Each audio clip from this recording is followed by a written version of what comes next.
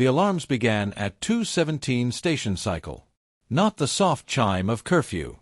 Not the polite pulse that signaled a docking request. This was the deep, rotational klaxon reserved for structural compromise. The lights in the academy dormitory flickered once, twice, then died completely. For a moment, the only illumination came from the gas giant Varellos hanging beyond the viewport, its storm bands casting sickly blue light across the room. James Halford sat up slowly. He had been awake already. Logistics students didn't sleep well before evaluation week. The emergency strips along the floor failed to activate. That meant the failure wasn't localized. It was systemic. Somewhere in the station, something had gone very wrong. A second sound followed the alarm, metal shrieking under stress. Not outside. Inside. James swung his legs off the bunk. Bare feet met cold composite flooring. The air felt heavier, pressurized, but strained. Then came the message, distorted and clipped. Containment breach in sublevel 9, all personnel, shelter in. Static swallowed the rest. James didn't move toward the door. He moved toward the viewport. Because sublevel 9 was directly beneath the residential quadrant. The floor trembled. A distant boom echoed up through the station spine, followed by a vibration that rattled his desk and sent datapads clattering to the ground. Containment breach. There was only one thing in sublevel 9 important enough to justify triple-sealed vaulting and an execution order signed by the Council itself. The Beast. No one used its designation anymore. Specimen XJ, 77. Captured on the fringe of Council space. Survived orbital bombardment. Survived disintegration attempts. Survived vacuum exposure. The Council had ordered it terminated at dawn cycle. Dawn was 4 hours away. Another impact, closer this time. The corridor outside his dorm erupted in panicked footfalls and alien voices layered with fear pheromones. Someone screamed, a sharp, trilling sound that cut off abruptly. The temperature dropped 3 degrees. James finally looked at the door. Something massive struck the far end of the hallway. Metal screamed again. A bulkhead crumpled inward like soft foil. Through the widening gap stepped a silhouette that devoured the emergency glow from distant fixtures. It was too large for the corridor. Its shoulders scraped the ceiling. Its skin, if it was skin, shifted in matte plates that seemed to drink light. A mane of filament-like tendrils drifted behind it as though underwater. 4 eyes scanned the hall. One blinked sideways. A student bolted from a side room. The creature moved faster than physics allowed. There was a blur. A crash. Silence. James's door hissed. Then it buckled inward. The locking bolts sheared like brittle twigs. The beast filled the frame. Up close, it was worse. Its breath carried the metallic scent of ionized air. Microfractures glowed faintly along its limbs where weapons fire must have struck it earlier. It stepped inside. The room shrank. Every survival instinct in every species across the galaxy would have screamed, "Run!" James didn't. The beast lowered its head until 2 of its 4 eyes aligned with his. The others narrowed. The air between them vibrated with restrained violence. Everyone expected death. The Council. The guards. The screaming students in the corridor.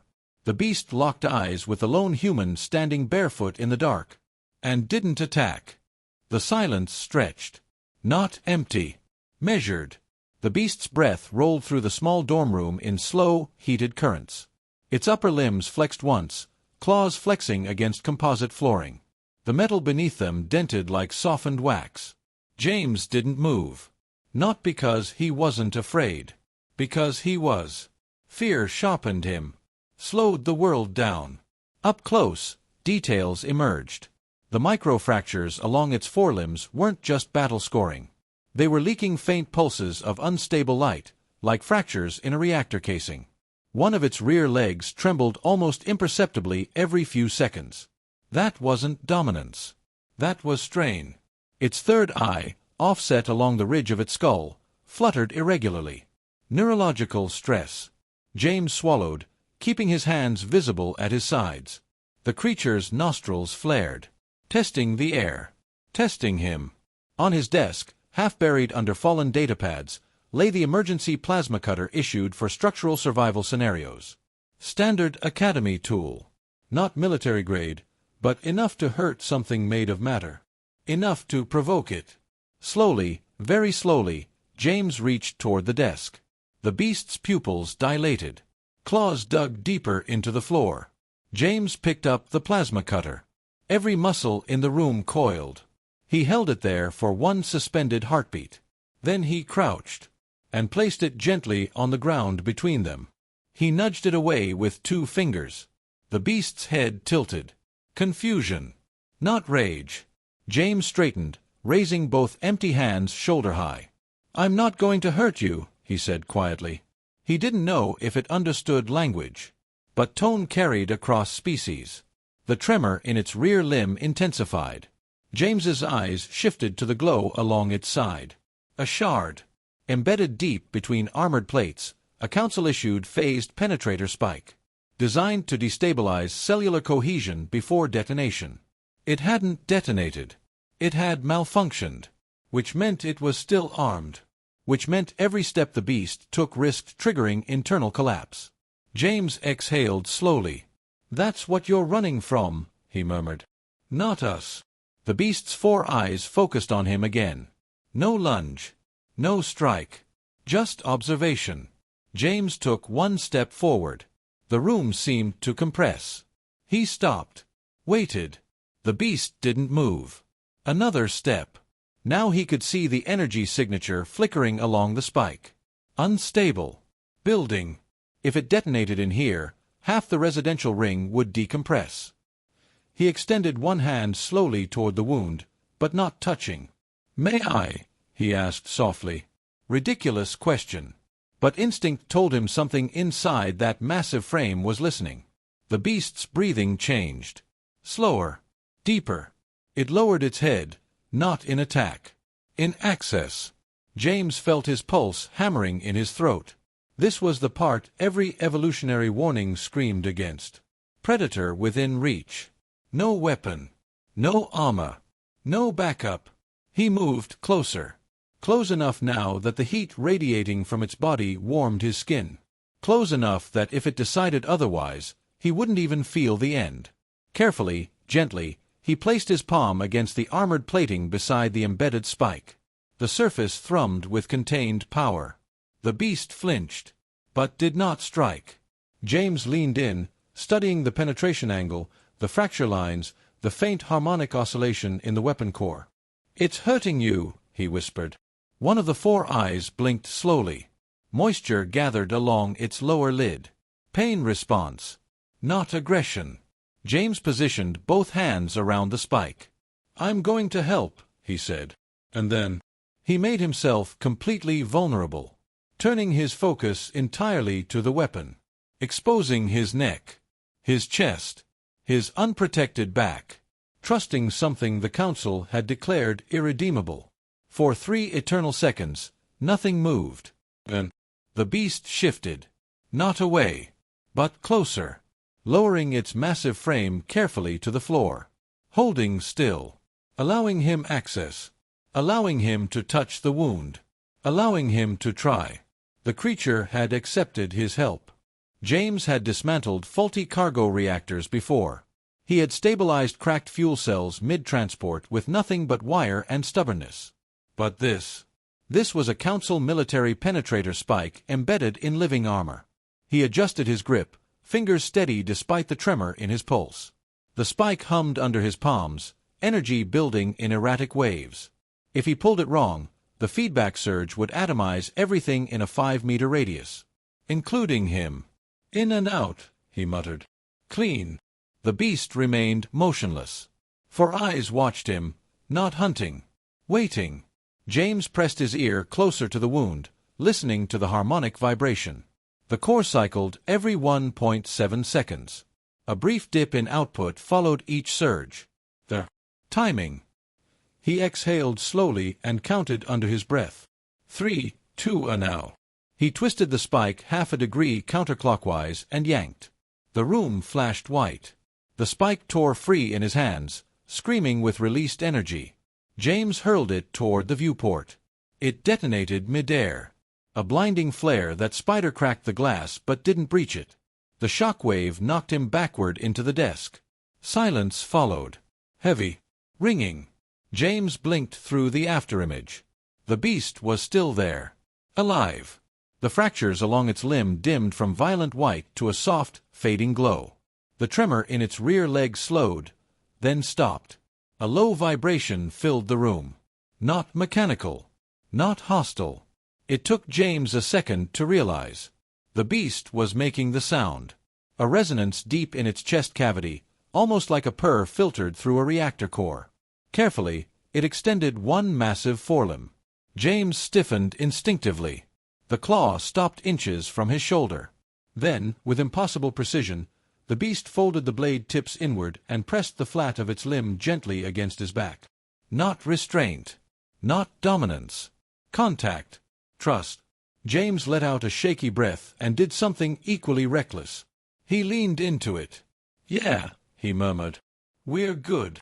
The corridor outside erupted in noise. Booted steps. Coordinated. Armed.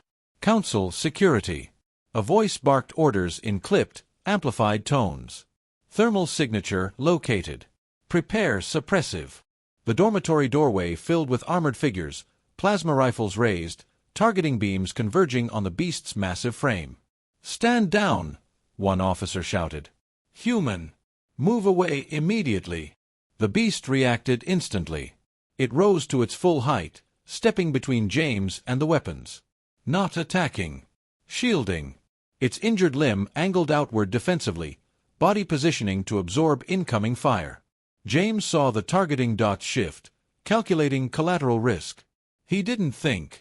He moved, stepping in front of the beast, placing himself directly between the rifles and the creature the council had ordered executed. "James Halford," the lead officer snapped. "Step aside. That is a council-designated extinction threat." James spread his arms slightly. Behind him, he felt the beast lower its head, close enough that warm breath stirred his hair, but it did not move him aside. Did not force him back. It trusted him to choose. James met the glowing visors of the security squad. His voice didn't shake. "If you shoot..." Rifles hummed louder. "You shoot me first." A ripple of hesitation moved through the line. The officer's weapon wavered a fraction.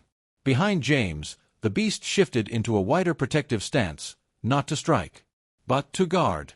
Not predator. Not monster. Something else. And for the first time since the alarms began, the most dangerous thing in the room wasn't the beast. It was the human refusing to move. They didn't fire. Not because they trusted the beast. Because they didn't trust the optics of vaporizing a human academy student on live internal surveillance. Within minutes, the dormitory became a containment lab. Portable barriers sealed the corridor. Suppression fields hummed at low yield. Tactical analysts flooded the feed from James's room while council representatives demanded updates from orbit. James remained seated on the floor. The beast remained behind him. Not restrained. Choosing to stay. That was the first data point. "Observe," James said quietly to the security commander, who now stood several meters back with rifle lowered but ready. "It hasn't attempted escape since the spike was removed." As if understanding, the beast slowly lowered itself again. Deliberate. Non-aggressive posture. Second data point. James retrieved a fallen datapad and activated visual display mode. He drew 3 simple geometric shapes on the screen. A circle, a triangle, a square. He turned it toward the creature. "Circle," he said, tapping it. No response. He tapped the triangle. Triangle. The beast's upper right eye blinked once. James froze. He tapped the square. Square. The beast extended one claw and, carefully, traced the outline of the triangle in the air. Perfectly. The room went silent. "That's mimicry," one analyst muttered over comms. "No," James replied. "Watch." He rearranged the shapes. Added a fourth. A complex fractal pattern common in council encryption markers. He pointed to it but said nothing. The beast studied it. Then, using the very tip of its claw, it altered one angle in the air. Correcting it. fixing a structural inconsistency in the pattern. A mistake James hadn't noticed. Third data point. Intelligence beyond reactive mimicry. The beast shifted its gaze toward the cracked viewport, where the distant Council fleet glimmered in orbit. Its chest vibrated again, but differently this time. Rhythmic. Patterned. James tilted his head. "Repeat that," he murmured. The vibration came again. 3 long pulses. 2 short. 3 long. Not random. Signal structure. James cross-referenced known harmonic language models from fringe civilizations. No match. He tried something else. He placed his palm flat against the floor and tapped slowly in response. 3 long. 2 short. 3 long. The beast stilled. Then answered. 2 long. 1 short. A correction. A reply. The security commander swore under his breath. "This is impossible." "No," James said quietly. "It's communication." Hours later, under controlled observation, the pattern expanded. Through vibration, gesture, and geometric representation, a rough framework emerged. The beast wasn't a rampaging organism. It was fleeing. Council forces had attacked its world first. Orbital cleansing under the justification of preemptive neutralization. The spike in its body wasn't execution protocol. It was a tracking device. The beast hadn't breached containment to kill. It had tried to reach vacuum. To prevent the spike from transmitting its location. To protect what remained of its species. Silence filled the room as that implication settled. A council liaison finally appeared via holographic projection, robes pristine, voice cold. "Even if the organism demonstrates problem-solving capacity," the liaison said, "it represents an existential threat. Its species has resisted compliance." James didn't look away from the beast. "Compliance," he echoed. "You bombed their planet." The liaison's expression didn't change. "Political realities exceed your academic clearance, student Halford." The beast's gaze shifted between them. Understanding tone. Tension. Power. The liaison folded their hands. "You have presented intriguing anomalies. We will suspend immediate termination." A pause. "But understand this, human recognition of sentience requires irrefutable proof and strategic review." The hologram's eyes hardened. "You have 72 hours. The projection flickered out. The suppression fields hummed louder. And somewhere in orbit, fleets adjusted their firing solutions. The clock had started. "You have 72 hours. 72 hours was political language. It meant prepare the execution chamber properly. James knew it. The beast knew it. And apparently, so did a few others. The first ally came quietly. Commander Velreth, the same officer who had aimed a rifle at James's chest, entered the containment ring alone during second shift rotation. No helmet. No weapon drawn. "You have disrupted something larger than you understand," Velreth said softly. "But not all of us agree with the Council." He slid a data wafer across the floor. "Station schematics. Maintenance corridors. Cargo shafts. Blind surveillance arcs. They will not wait the full 72 hours, the commander added. "You have maybe 12. Then he left. The second ally was less subtle. Power fluctuations rippled through the residential ring. Not enough to trigger alarms, just enough to degrade sensor fidelity. Someone in engineering was interfering. James knelt beside the beast. "We're not fighting," he whispered. "We're leaving." The beast's eyes studied him. No hunger. No rage. Trust. James swallowed hard. "You have to follow my lead." When the diversion hit, it hit loud. Docking clamps in Bay 3 misfired, sending a cargo hauler drifting loose from its moorings. Emergency teams scrambled. Command focus shifted. James triggered the manual override on the suppression field. It flickered.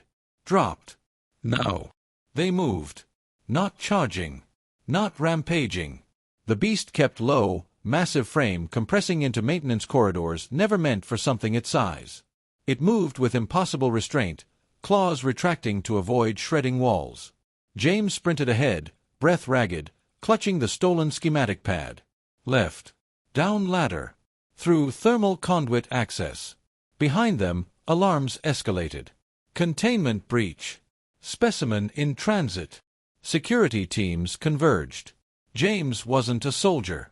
He didn't know tactical formations or weapons drills. What he knew was logistics. Traffic flow. Choke points. Predictable response patterns. He rerouted them through waste processing, heat signatures masked by industrial exhaust. He vented coolant lines behind them, filling corridors with opaque vapor. Not to fight. To confuse. At Junction Theta, a security squad rounded the corner. Rifles raised. James stepped forward before they could aim past him. "He's not attacking," he shouted. "Look at him." The beast stood behind him. Still. Waiting. One officer hesitated.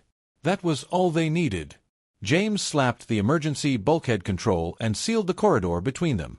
They ran again. Ahead, the cargo launch bay doors loomed. Beyond them, open space. Freedom. Or vacuum. James slowed, chest burning. "This is as far as I can take you," he said, voice shaking now. The beast lowered its head beside him. It didn't push past. Didn't abandon him. It waited. Because it would not leave. Unless he chose it. And behind them, the sound of cutting torches began burning through the sealed door. The cutting torches stopped. Not because they failed. Because someone ordered them to. The sealed bulkhead split down the center and slid open with deliberate precision. No squad stormed through. No rifles raised. Just one figure stepped into the launch bay. High Chancellor Arctyron of the Council. Robes immaculate. Expression carved from something older than mercy.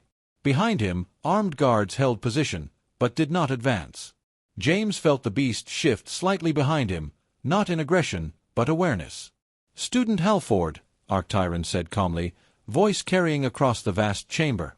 "You have caused considerable disruption." James stood his ground. "You bombed their world." A flicker crossed the Chancellor's eyes. "Preventative action," Arctyron corrected. "Their species dismantled 3 reconnaissance fleets. No negotiations. No surrender." The beast's chest vibrated low, soft. "Not hostile." Arctyron stiffened at the sound. "You think we chose annihilation lightly," the Chancellor continued. "I authorized the strike after watching my daughter's vessel torn apart in orbit above their planet." The words landed heavier than the alarms had. James didn't speak. Arctyron's composure thinned. "She was an envoy," he said, voice tightening. "We sent peace. We received wreckage." The beast slowly stepped forward. Guards tensed, but Arctyron raised a hand, stopping them. The massive creature lowered itself, not towering now, but folding inward, reducing its height. Its 4 eyes focused on the Chancellor. Then, carefully, deliberately, it extended one claw and pressed it flat against the floor between them. A gesture James recognized. Contact. Not dominance. Not threat. The same gesture it had given him. Arctyron stared at the offered limb. The beast emitted a low harmonic pulse, 3 long, 2 short. James swallowed. "It's not a war call," he said quietly. "It's grief." The harmonic pattern shifted. 2 long. 1 short. Correction. Arctyron's breath hitched. "You're saying—" his voice faltered. James met his gaze. "They lost someone too." The launch bay felt impossibly still. The Chancellor looked from James to the beast, really looked, not as a threat assessment, but as a being. The creature's 3rd eye fluttered. Moisture gathered again along its lower ridge. Not rage. Pain. Arctyron's shoulders sagged, centuries of authority bending under something far simpler. "All this time," he whispered. His voice broke. "We were the invaders." No one moved. Not the guards. Not James. Not the beast. Because the most dangerous weapon in the galaxy wasn't orbiting overhead. It was the truth hanging in the air between them. The grand hearing was broadcast across 12 core systems. From mining colonies in the outer belt to the polished towers of the capital world, billions tuned in. The chamber of the High Council had never felt so small. James stood at the center platform in a borrowed formal uniform that didn't quite fit. Behind him, contained within a transparent gravitic field, not as a prisoner, but as a precaution, the beast waited. It did not strain against the barrier. It did not roar. It simply watched. High Chancellor Arctyron presided from the elevated dais, his voice amplified across the chamber and transmitted to orbiting relays. "This hearing will determine," he announced, "whether specimen XJ-77 is to be recognized as a sentient sovereign entity or terminated under military decree." A murmur rippled through the gathered delegates. James activated the projection grid. First, footage of the penetrator spike embedded in living armor. Second, harmonic communication patterns mapped against linguistic structures. Third, orbital strike records, time-stamped before any verified declaration of war. Gasps. Anger. Outrage. And denial. A military representative rose sharply. Selective framing. The species destroyed 3 reconnaissance fleets. James nodded. Yes. After those fleets entered atmosphere without permission. The chamber fractured into argument. Arctyron raised a hand for silence. "Student Halford," he said evenly, "present your final evidence." James turned, not to the council, but to the beast. The gravitic field dissolved. A collective intake of breath filled the chamber. The beast stepped forward slowly, massive frame echoing across polished stone. Guards flinched. Delegates recoiled. But it did not advance on anyone. It stopped beside James. Then, in full view of the galaxy, it lowered itself. Not in submission. In equality. Its chest began to resonate. 3 long pulses. 2 short. 3 long. The sound vibrated through the chamber floor, into bone and air alike. James placed a translation overlay onto the projection field. The harmonic waveform converted, imperfect, but clear enough. "We did not seek your stars." The chamber fell still. Another pulse. "You came with fire." A pause. The beast lifted its gaze to the assembled council. Moisture gathered along its lower ridge once more. "We defended our children." Silence. Not political. Not procedural. Human. Alien. Shared. Across the galaxy, broadcasts captured delegates lowering their eyes. Some in anger. Some in shame. Some in fear of what recognition would mean. Arctyron rose slowly. His voice, when it came, carried none of its former steel. "The Council has deliberated." The pause stretched across star systems. "In light of presented evidence and verified communicative capacity, specimen XJ-77 is hereby recognized as a sentient representative of a sovereign species." Shock rippled outward. Military factions stiffened.